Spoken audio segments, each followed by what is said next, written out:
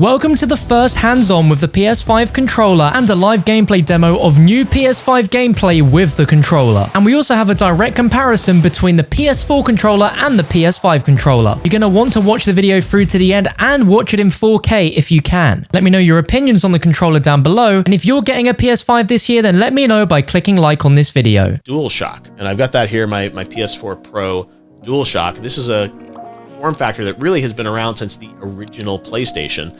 In various different forms. There weren't analog sticks back then, but the DualSense introduces a couple new innovations, and having played it here for a couple of hours, I'll kind of summarize those for you before we get into some gameplay. The big things that I've noticed are the adaptive triggers, the L2 and R2. So outside of the game environment, you just kind of pull these down like any controller, but when you're in a game, there's actually the possibility to create tension points or haptics inside of these adaptive triggers.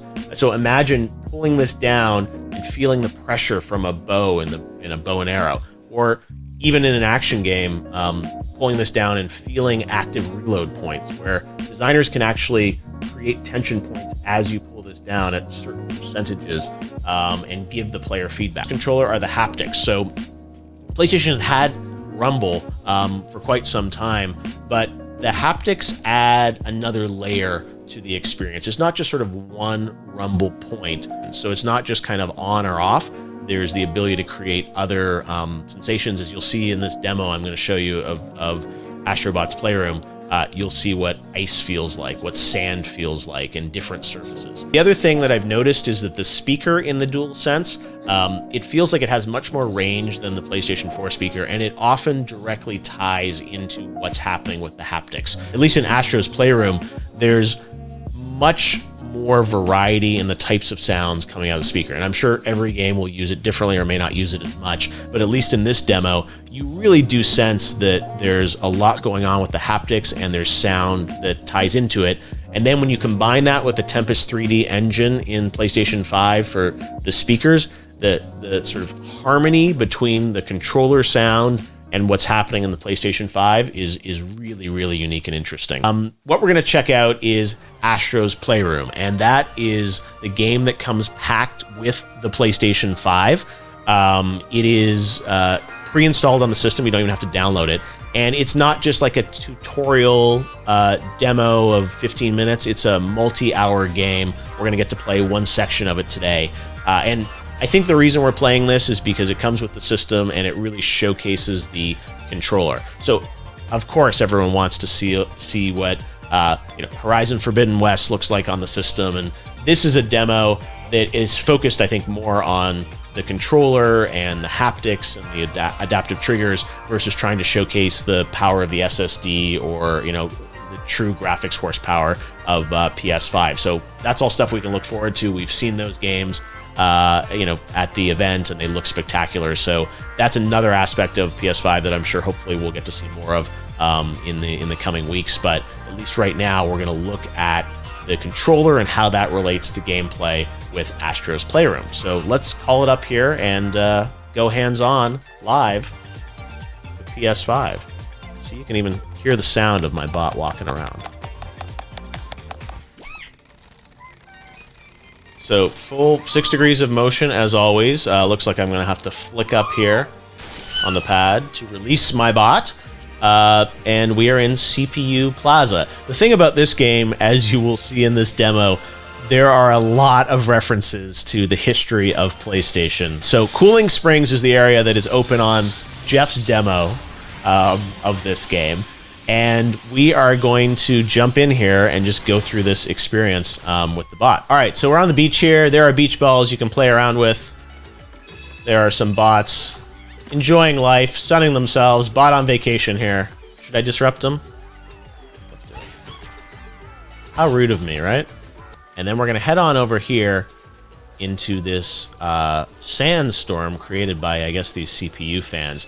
And again, when you get into this environment, I'm static here, but you hear the crisp sounds of sand coming at you. There's a tension in the controller from going over this sand environment, and then you push further in. Here we are. And look, the rubber ducks are back. Remember the duck demos? PlayStation 3, I think that was. Rubber ducks. All right, so I have this suit, and I'm going to push up on the controller to zip him up. This is the frog suit. And this frog suit shows off the adaptive controllers.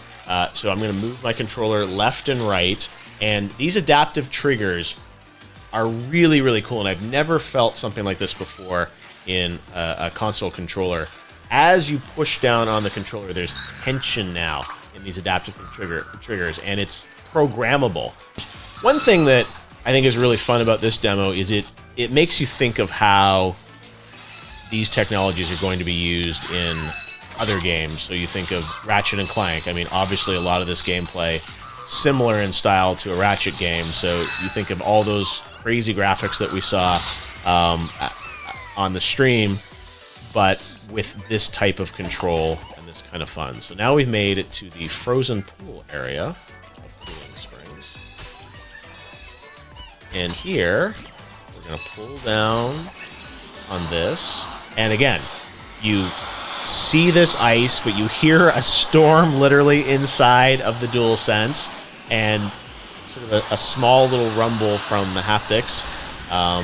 Little ice shards here. As you go past every ice shard, you hear the little tink of the ice shard.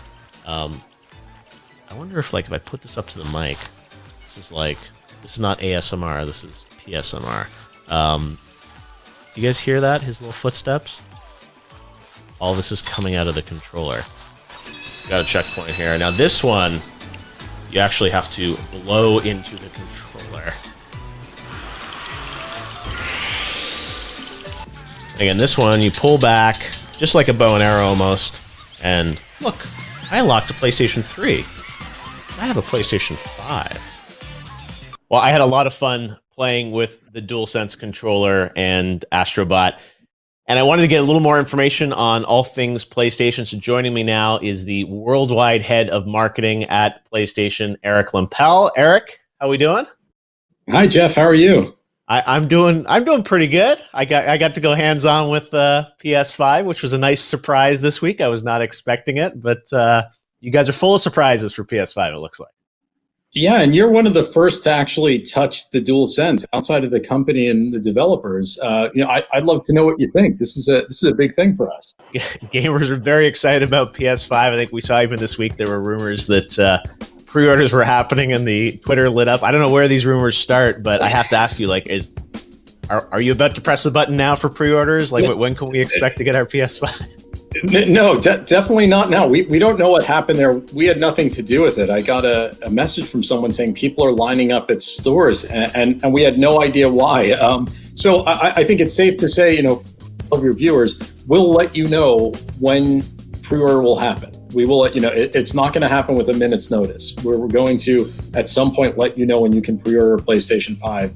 So please don't feel like you have to go run out and line up anywhere until you receive official notice on how that'll work. So I don't know how that happened. Don't know who did it. Wasn't us though. So well, but look, I mean, as a marketer, I'm sure it's great to see there's that much anticipation for your product.